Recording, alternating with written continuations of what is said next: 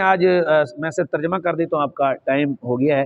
تو پچھلی والی آیت سے یہ ملتا جلتا ہے، وَإِذْ أَخَذْنَا، جب ہم نے لیا، مِيثَاقَكُمْ، بنی اسرائیل سے، یعنی تم سے وعدہ، پکا وعدہ، کم مانے تم بنی اسرائیل، لا تسفکون، نہیں بہاؤ گے، دماءکم، اپنا خون، لا تسفکون، تسفک تسفکانی تسفکون، تضرب تضربانی تضربون، ولا تخرجون انفسکم، نہ ہی تم نکالو گے اپنے آپ کو، یعنی اپنے لوگوں کو، من دیارکم، اپنے گھروں سے، ثم اقررتم، پھر تم نے اقرار کیا، وانتم تشہدون، اور پھر تم کیا ہو گئے، پھر تم گواہ بھی ہو گئے، گواہ بھی بن گئے۔ آپ کتنی باتیں آ گئیں؟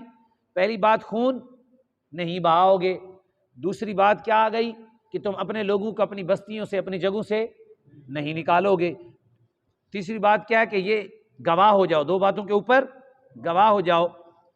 اللہ تعالیٰ فرما رہا ہے ثم انتم ہؤلاء، پھر تم وہی ہو، جی ہؤلاء، تم وہی ہو، معنی یہ ہوگا وہ سب مرد، تم وہی ہو، تقتلون انفسکم، پھر تم نے اپنے لوگوں کو قتل کیا، وتخرجون فریقا، اور نکالا ایک گروہ کو، یعنی ایک جماعت کو، یعنی ایک اپنے لوگوں کو، منکم، اپنے اپنوں میں سے، من دیارکم، گھروں، ان کے گھروں سے، من دیارہم، ان کے گھروں سے، تظاہرون علیہم بالاسم والعدوان، اور یہ کام تم نے کیا ان کو، علیہم بالاسم والعدوان، اور تم ان پر گناہ کے ساتھ اور زیادتی کے ساتھ غلبہ کرتے ہو، یعنی ان کو مغلوب کرتے ہو۔ وَإِن يَأْتُوكُمْ أُسَارَىٰ تُفَادُوهُمْ وَهُوَ مُحَرَّمٌ عَلَيْكُمْ إِخْرَاجُهُمْ، اور پھر تم دیتے ہو جو قیدی ہیں ان کو، لیتے ہو ان سے فدیہ، اور وہ حرام کر دیا ہے تمہارے اوپر۔ یہ آیت بہت بڑی ہے، پچھلی آیت کا سمجھ لیتے ہیں۔ یہودی کیا کرتے تھے، ان سے اللہ نے کتنے وعدے لیے؟ 3۔ پہلا آپس میں قتل، دوسرا جی گھروں سے اگر کوئی قید ہو جائے تو اس کو چھوڑیں، یہ 3 باتیں۔ انہوں نے کیا کیا، بنو نذیر کا تعلق تھا بنو خزرج سے، خزرج قبیلہ انصار کا ہے جو بعد میں مسلمان ہوا، بنو نذیر قبیلہ یہودیوں کا ہے، یہ آپس میں حلیف تھے۔ جب ان کی لڑائی ہوتی بنو قینقاع یہودیوں سے، 2 قبیلے اور تھے، بنو قریظہ سے، جب ان کی لڑائی ہوتی ادھر سے بھی یہودی ہوتے، ادھر سے بھی یہودی ہوتے، ادھر سے کچھ خزرج کے لوگ بھی ہوتے، وہ لڑتے جب تو اپنے یہودیوں کو مارتے۔ اسلام میں بھی منع ہے، یہودیوں میں بھی منع تھا، اپنے لوگوں کو قتل کرتے، اور پھر جب ان سے لڑائی ہوتی تو پھر ان کو اپنے گھروں سے بھی نکالتے۔ ظاہر ہے لڑائی ہونی ہے، وہ ان کے ساتھ تو آپس میں لڑتے، ان کو بھی نکالتے۔ اللہ تبارک و تعالی نے فرمایا پھر جب ان کے قیدی پکڑے جاتے نا تو ان کو رہا کرنے کی کوشش کرتے، تو ان سے لوگ پوچھتے بھی قتل کرتے ہو، جب پکڑے جاتے ہیں پھر چھڑوانے آ جاتے ہو۔ کہتے ہیں اللہ نے ہمیں قتل کرنا بھی تو روکا ہے، لیکن وہاں کیونکہ ہمارے سامنے ہوتے ہیں تو ایک حکم ہم مان لیتے ہیں، کیا جب پکڑے جاتے ہیں پھر ہم ان کو رہا کرواتے ہیں فدیہ دے کر، باقی جنگ ہتھی چڑھ دیتے قتل کر دینے ہیں۔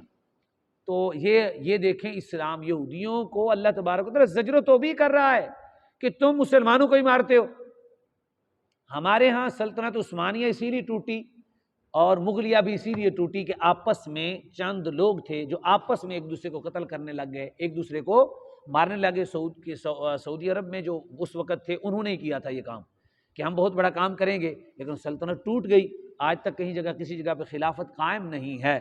تو یہ تھا یہودیوں کا کام کہ ہم یہ کرتے ہیں، ہیلا کرنا ہے، لیکن ہیلا کرتے ہوئے کوئی نئی حرام چیز نہ نکل آئے، ہیلا کرتے ہوئے بندہ حرام چیز سے بچ جائے، یہ ہے ہیلا کرنا۔ تو یہ 3 کام کرتے تھے، یہ 3 کام کہیں ہم میں تو نہیں ہے مسلمانوں میں اس وقت، کہ اپنے مسلمانوں کو قتل کرنا، اور اگر قیدی ہو جائیں تو چھڑانا نہیں ہے۔ یا بعد میں مجھے ایک آدمی نے کہا، حیران ہو گئے، وہ ایک آدمی تھا، وہ جیل میں پکڑا گیا، اس کو پکڑا مارا زبردست کر کے، بعد میں جو ادھر کے پولیس والے تھے ہمارے، اس کے پاؤں دبا کے کہتے ہیں یار آپ بہت نیک آدمی، ہمارے لیے دعا کرو۔ یہ اللہ جانتا ہے۔ کہتے ہیں انہوں نے کہا یار اتنا تم نے مجھے مارا ہے اور اتنا گھسیٹا ہے، تمہیں پتہ بھی ہے میں چور وغیرہ یا دہشت گرد نہیں ہوں۔ انہوں نے کہا جی کنوں اسی مجبور ہیں، ساڑیاں بھی تنخواہ لگیاں نے، ہم نے ایسے کرنا۔ یہ چیزیں ہیں کہ یہ منع کس کو کیا گیا؟ یہودیوں کو، تو ہمارے ہاں بھائی دیکھیں آپ نے درس قرآن سنا تو یہ چیزیں واضح ہوئی نا. بتائیں کسی محفل میں ایسی تقریر نہیں کی جا سکتی. درس قرآن کے بغیر آپ میں اللہ نے استعداد پیدا کیا، اللہ نے آپ میں قوت پیدا کیا، آپ نے صلاحیت پیدا کیا ہے. پہلے آپ نے پڑھا ہے، پڑھ کے اب درس قرآن میں آپ تشریف فرما ہے تو اب آپ کو پتہ چل جائے. آپ بتائیں اگر بالترتیب ہماری محافل میں قرآن شروع ہو جائے تو تبدیلی نہیں آئے گی. اور سب سے بڑی وجہ یہ ہے کہ ہماری محافل قرآن کے درس سے خالی ہو گئی ہیں. اتنی دیر سمجھانے کے بعد اللہ جانتا ہے حضور کی نعت کے منکر نہیں. حضور کی نعت، ہم تو حضور کی نعت جو صحیح پڑھنے والا ہے اس کے پاؤں کی خاک کو چوم لیں، حضور کی نعت پڑھتا ہے. لیکن یہ کیا ہوا کہ آپ 8 گھنٹے یا 7 گھنٹے یا 4 گھنٹے محفل کرواتے ہیں، 3.5 گھنٹے نعت پڑھتے ہیں، آدھا گھنٹہ تقریر کرواتے ہیں، وہ بھی آخر میں جب لوگ تھک جاتے ہیں. تو درس قرآن ہونا ایسے چاہیے، تلاوت کریں، برکت کے لیے نعت پڑھیں 2 منٹ، اور اتنی دیر درس قرآن. ہم نے روزانہ آدھا گھنٹہ لگائیں، آدھا گھنٹہ میں کتنا کو سیکھ لیا آپ کے سامنے ہے. آدھا گھنٹہ روزانہ کا دے کر ہم نے کتنا کچھ سیکھ لیا. اگر ہر محفل میں یہی کام ہو تو انقلاب نہ آ جائے.